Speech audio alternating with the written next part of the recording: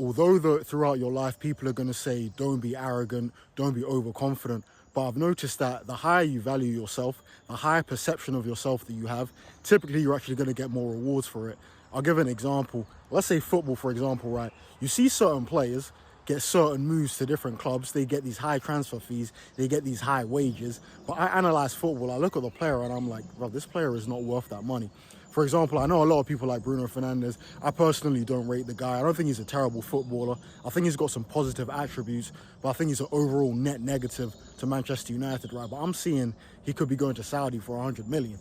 And in my head, then you got some fans saying that, yo, we can get more, 120. And in my head, I'm thinking, yo, he's not worth that at all. Like, I would think if I could get 60 million for the guy's 30, if I could get 60 million for the guy, take him.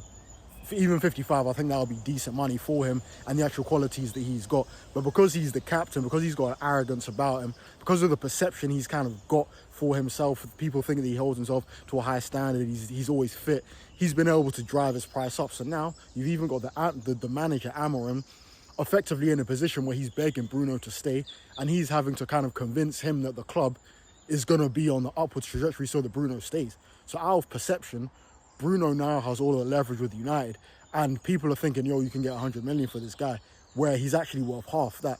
Even, for example, I've been tutoring for years, right? When I first started it and I was setting my own rates, because I'm doing it privately, when I was setting my own rates, I was trying to just go for cheap prices at first to get clients in. And I noticed that the lower that I had my prices, let's say at the very start, it was like maybe 15 to 20 pound an hour, it was quite low.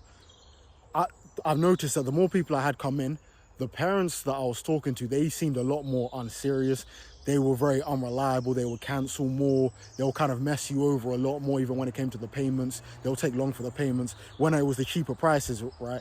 Whereas if I up the price to, let's say, £30 an hour, you're going to get a high caliber of parents coming in to talk to you.